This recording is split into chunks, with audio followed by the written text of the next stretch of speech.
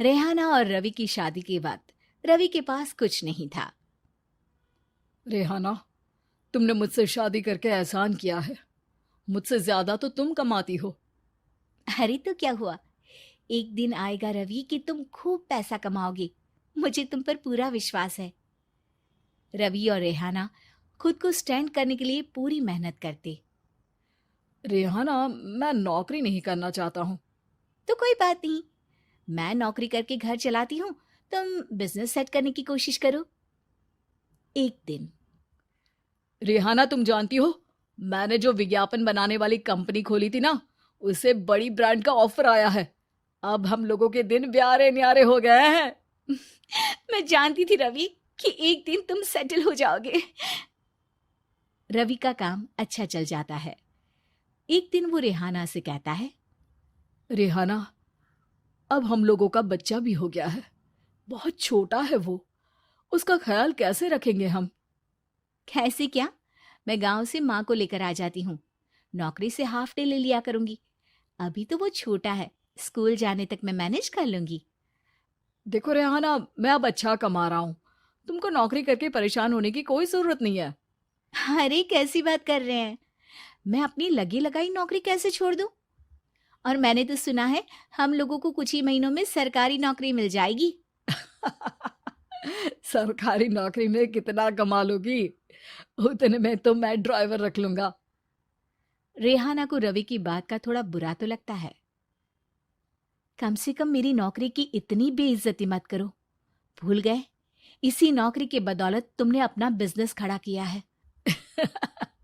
अरे वो तो मैं किसी के भरोसे भी कर लेता। देखो, अपने बच्चे को संभालो, घर का काम करो। अब बाहर जाती तुम अच्छी नहीं लगती हो। रेहाना रवि के कहने पर नौकरी तो छोड़ देती है, लेकिन अब बड़े से घर में उसकी कीमत किसी नौकर से कम नहीं होती। एक दिन रवि का दोस्त आता है।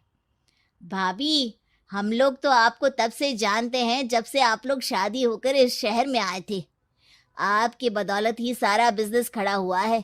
ये किस्मत तो आप ही की है भाभी। हाँ हाँ भाई, हमारी मेहनत तो कुछ है ही नहीं।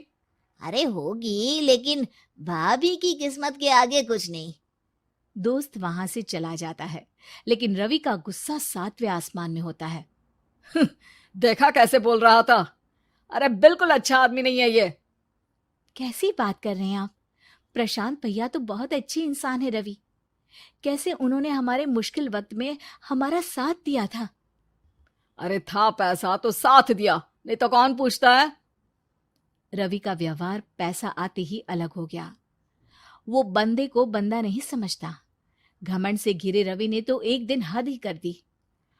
रेहाना, मैं अब तुम्हारे साथ नहीं रह सकता हूँ।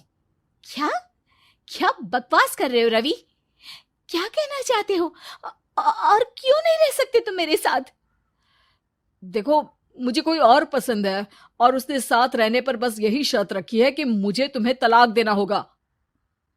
रेहाना, जो कि एक स्वावलंबी महिला थी, उसने बिना देर किए रवि को कह दिया, कोई इश्यू नहीं, मुझे पैकिंग में 4 दिन का वक्त लगेगा, लेकिन तब तक मैं तुम्हारे साथ नहीं रहूंगी।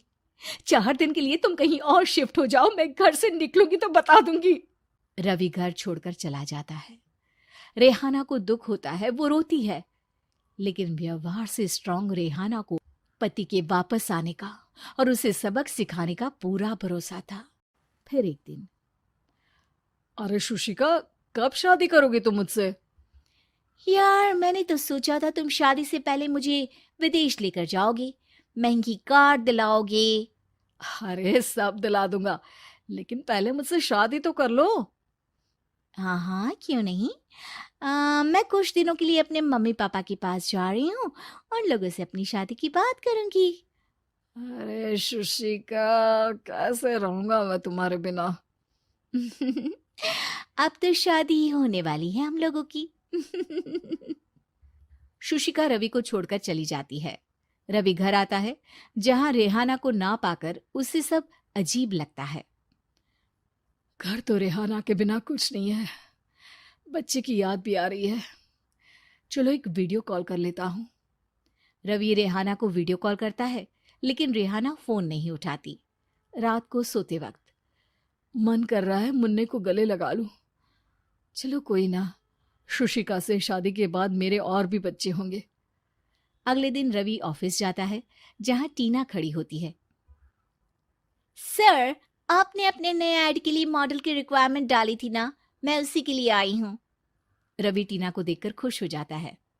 अब शादी हो गई है तुम्हारी? नहीं सर, बस अच्छा सा हैंडसम और अमीर लड़का देख रहे हैं मेरे मम्मी पापा। रवि के दिमाग से तो टीना को देखकर शुशिका का ख्याल भी खत्म हो जाता है। अरे यार, ये लड़की मिल जाए कितनी सुंदर है। शुशिका तो इसके आगे कुछ नहीं है। आ, अब क्या तुम्हें ऐसा नहीं लगता कि मुझसे मिलकर तुम्हारी ये खोज खत्म हो गई है? आप ना, आप तो 2 बच्चों की पापा लग रहे हैं। अरे नहीं नहीं, मेरी शादी तो हुई थी, लेकिन बीवी को किसी और से प्यार था, मुझे छोड़कर चली गई। खैर, टीना की दोस्ती रवि से हो जाती है, लेकिन 1 महीने बाद शुशिका रवि के पास वापस आती है। मेरे मम्मी पापा तुमसे मिलना चाहते हैं, लेकिन उन लोगों को ये मत बताना कि तुम पहले से शादीशुदा हो, और हाँ, शादी से पहले अपनी सारी प्रॉपर्टी तुमको मेरे नाम करनी होगी। अरे पागल, अब मैं तुमसे शादी ही नहीं करना चाहता। भला ऐसी लालची औरत से कौन शादी करेगा? तभी वहां टीना आ जाती है। रवि, ये पागल सी औरत कौन है? देखो, तुमने ही कह दिया ना पागल, तो पागल ही है। पता नहीं कौन है, कह रही है शादी कर लो, लेकिन शादी से पहले अपनी सारी प्रॉपर्टी मेरे नाम कर दो। बोल तो सही रही है। वैसे तुम जानती हो, मेरी एक सहेली है, उसके पति ने उसे पैसा आते ही छोड़ दिया, जबकि उसको खड़ा करने वाली ही मेरी सहेली थी। और मुझे भी भरोसा नहीं है। अगर मैं भी तुमसे शादी करूंगी तो तभी जब तुम मेरे नाम अपनी सारी प्रॉपर्टी कर दोगे। अरे हाँ हाँ, क्यों नहीं, बिल्कुल कर दूंगा। रवि और टीना की शादी की तारीख तय हो जाती है। वो अपनी सारी प्रॉपर्टी के कागज लेकर शादी वाली जगह पर पहुंचता है, लेकिन वहां टीना आती नहीं। रवि टीना को मैसेज करता है। कहाँ हो? सॉरी, मैं तुमसे शादी नहीं कर सकती, मुझे तुमसे भी ज्यादा पैसे वाला मिल गया। रवि को गुस्सा आ जाता है। वो गुस्से से सारा डेकोरेशन तोड़ रहा होता है कि वहां रेहाना आ जाती है। सर, क्या हो गया? क्या डेकोरेशन पसंद नहीं आई आपको? अ, तुम यहाँ क्या कर रही हो? मैं यहाँ की डेकोरेटर हूँ। क्या आपको पसंद नहीं आई यहाँ की सजावट?